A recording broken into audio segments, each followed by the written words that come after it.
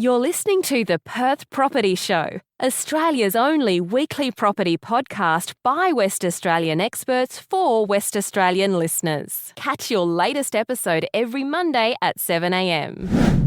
Good morning, everyone. Welcome to the Perth Property Show. My name's Trent Fleskens, your host as always. And this week, early in January 2022, we're going to do a suburb spotlight about one of the most secret suburbs in Perth.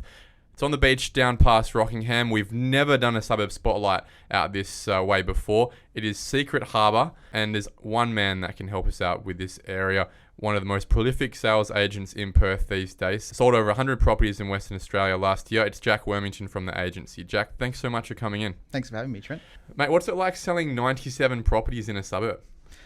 A lot of hours, a lot of hours it takes, but it's good to be able to focus on one suburb and I guess get to know it inside out. Very efficient, obviously being so close to each other, all the properties. And I think that sort of knowledge of the area goes a long way with your clients. Can you give us a bit of an understanding as to where it is in terms of the suburbs that are around it?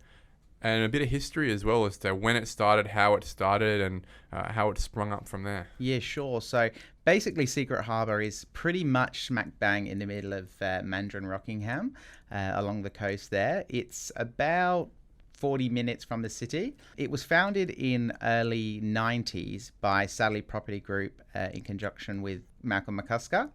So it was pretty revolutionary at the time to have this sort of master plan of a suburb that was wholly integrated with a central town centre. It's got an 18-hole world-class golf course that was designed by Graham Marsh. So the suburb is very intertwined with the golf course, obviously on the beach there being a surf beach. The name comes from the fact that there was a failed marina development prior to that.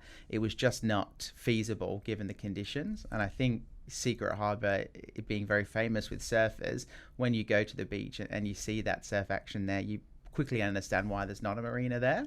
Sadly had this concept that they would do this master plan of a real family-focused suburb. We have two schools, two primary schools, a high school, relatively newly redeveloped shopping centre, and it's still pretty close to everything. Whilst the marina didn't get up, there's still a master plan suburb there, and what I'm getting from this is that it's probably the Alkimos of the 90s. That's right. And really at the time they absolutely cleaned up with awards because it wasn't really being done like that. When you look at developments prior to it, very different in the approach. Or patchwork. Absolutely. A lot of suburbs are a whole bunch of little estates together. Yep, let's start, see how it goes and adjust. And when you look at that master plan nearly 30 years ago and you look at the suburb now that only in the last few years has sort of been finished by Satterley, the difference between them is very minimal, which I think is quite incredible given the market change and demographics over that time. When we think about Alkimos, we generally think of fairly small blocks, houses close to each other, but they still have that coastal lifestyle and they have that master planning of a really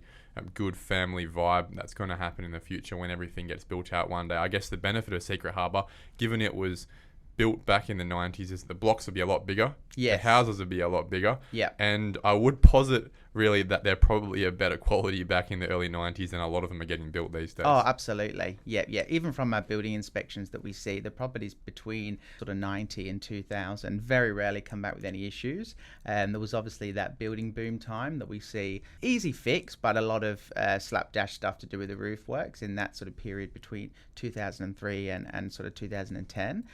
We heard that from other suburb leaders before. Yeah, waterproofing done differently, strapping's not finished, all that type of stuff is pretty common. So yeah, the homes back then were very well built.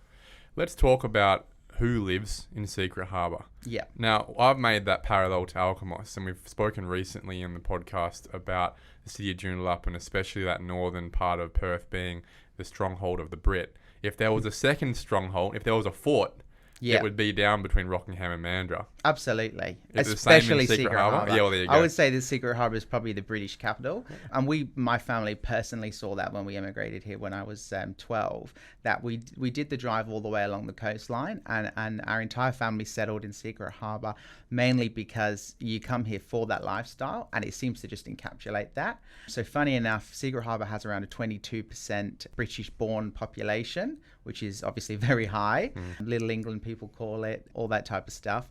But it is. I think if you're coming from Europe with a whole different lifestyle change and you're coming here for the beach and all of that, Secret Harbour absolutely shines. Well, when you think about someone coming over, leaving a house that would have cost them £300,000 or something like that, and they go, look, what can I get for my money?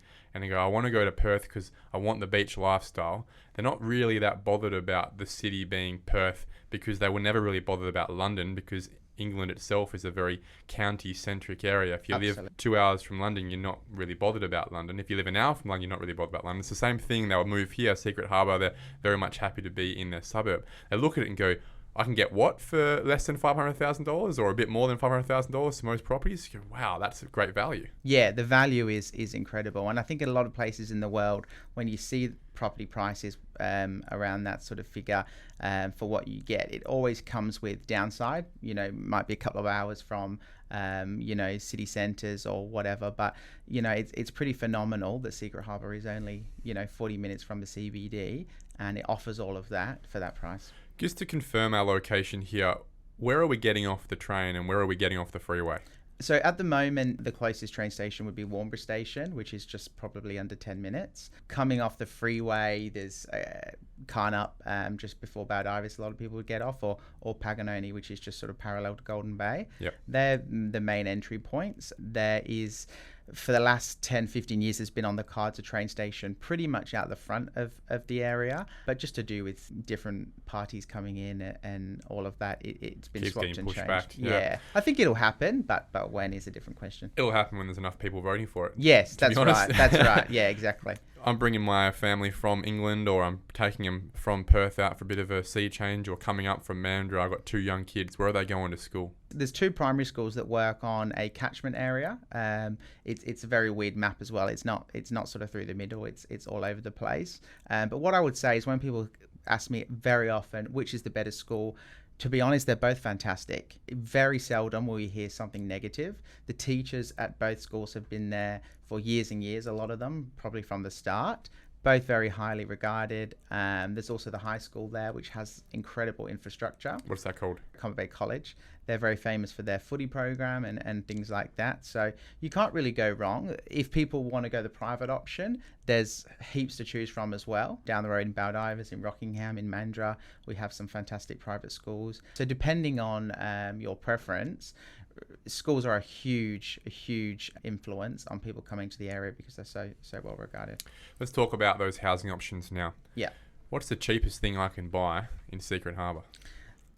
There's an exception of sort of one smallish development that has 2x1s and 1x1s apartments in the 2s, but that's really just that one development. Apart from that, generally speaking, we would see the lower end of the market start mid to high 3s for something closest to the main road from Secret Harbour. Sort of around that end would be the average to start from, mid to high 3s. Are they 3x1s, 4x2s? No, 4x2s generally, also 3x2s as well. But yeah, it's pretty phenomenal for that price, what you'll get. Well, this is my thought process here, is that the 90s were really where we stopped building houses with just one bathroom. Yes. So would that line up with Secret Harbour in that it's pretty rare to find a 3x1 or a 4x1? Yeah, absolutely. I recently, probably only 6 to 9 months ago, sold my first ever 3x1 in Secret Harbour, which at the time... Well, that would be hundreds of properties. Yeah, that's right. That's right. So when I saw it, I thought, is that right? But it was a 3x1. It just met perimeters for how big the house needed to be. I since then actually just sold another 3x1 recently, but that would be a very exception. There's probably 1 or 2 3x1s a year sell, if anything. Generally speaking, it's a very, very 4x2 typical size, 180 to 220 square meter of living sort of family home area. On your 500 square meter blocks, somewhere around there? Yeah, absolutely. They expand probably between sort of 400 to, there is a couple just over 1,000 square meter mark, but the average I would say was probably about 500. Yeah. And I guess that's what you're getting for the median house price. Yes. Yeah. Median house price around 480, and for that you're getting a generally good size 4x2 on a good size block. Given the vintage of these houses, do we need to start renovating them? Have a lot of them already been renovated when they come to market, or are they actually holding up pretty well? Yes, I've sort of noticed in the last couple of years a lot more properties getting to that age where they sort of need it. Anything obviously built in the 90s, a lot of people haven't renovated, so they're definitely needing that new bathrooms, kitchen sort of thing. Also properties getting in that boom that we discussed just before around that in the 2000s, they're also getting to the stage where not full renovations, but people are wanting to update. And certainly anyone that has done those renovations, especially on the beachside properties that were built in the 90s, are fetching fantastic prices, really premium prices for people wanting the location but don't want to do the work. So yeah, there's a bit of both. How expensive can it get? We've had a handful of sales just over the 1.3 mark. Obviously that gets you probably an ocean facing home at minimum of a good size. So yeah, around that mark. We have plenty around the $1 million mark as well. 2 stories? Yes, yeah, 2 stories. So yeah, there's a good value at that end too. All right, so we've spoken about these price points. Who is actually coming in and buying? Very much the family. We have a lot of families with young children sort of getting in for that family lifestyle. A lot now, because of the age, is empty nesters. A huge, I would say, of my database of clients would be people whose kids have recently left home. They've got these 20-year-old homes that are big with pools, and they just don't need that anymore. So, sea change. Yeah. Are they coming from Perth or are they coming from Mandurah? It's a real mixture. Still a lot from the UK, a lot of eastern states. That's 9 to 12 months. What you're saying here is that a big percentage of people coming in and buying from you, they're buying their first house in Western Australia, and that's in Secret Harbour. Yes, yeah. In the last few months, we've had many returning residents that want to come back here, plus people coming over for jobs and things like that. That's still good. And like I say, many eastern staters coming here for FIFO jobs that have picked up Secret Harbour, and that conversations with them are quite incredible, because coming from that Sydney and Melbourne market, when they try and compare what they're getting, it's almost like winning the lotto, because they just can't believe they've traded their 3x1 apartment or whatever, and they've suddenly got these big homes near the beach with change. About a month ago, we had Redmond Howe in. He's the #1 agent in Mullaloo and sells a lot in the city of Joondalup. Has a similar accent to yours. Oh. And he said, look, he's got family looking to come over straight away. The second the borders open up, he's got family over in the UK who are ready to move. Yeah. And they'll be moving to the city of Joondalup, living next to him. A lot of people that move, they obviously come and live next to their friends and family. Yeah.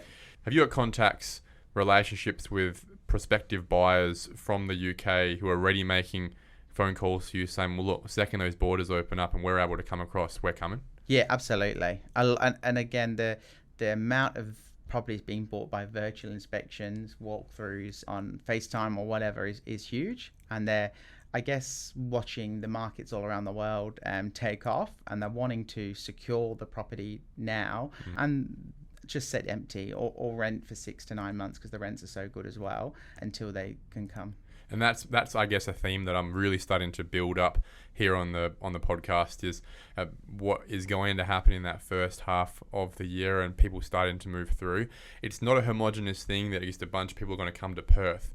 They've got specific requirements for their lifestyle that they're going to want to fulfill. Yeah. And it's very clear to me that first wave will be a British Isle wave, and returning Australians as well. The returning Australians will come to where they know. Yeah. The guys from the East Coast will come where they see value in lifestyle, and obviously Secret Harbour is one of those opportunities that people are seeing value in.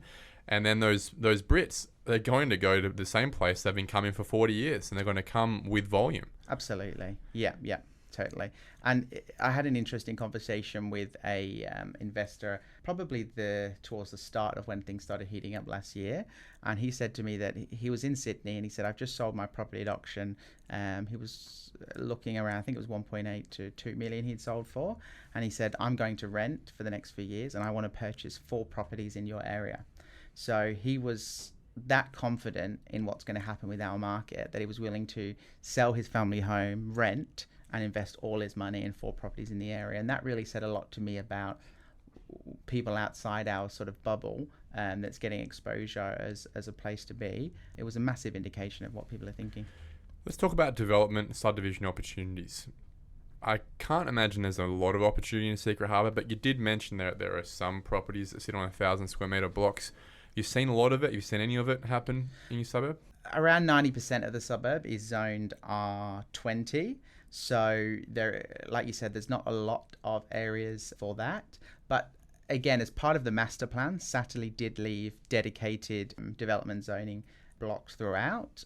I guess they were probably going to do things with them themselves, but later on they have sold them off. So there's a couple with still relatively big development site down on the foreshore that's just started. And there's a few blocks just sitting there waiting for the owners to list and feasibility to happen there. But generally speaking, it's your classic family area, R20 blocks, and there's a mixture of that other 10% of R5, 15, 25, things like that. But yeah, generally it's 4x2s. All right, we ask this question every time we do a suburb spotlight, Jack. It is, what is the median house price in your suburb? And if you had that money in your pocket cash today, where would you buy, what street, what property in Secret Harbour? So the median price is currently circa 480. I think it's just tipped over there now, close to sort of 483.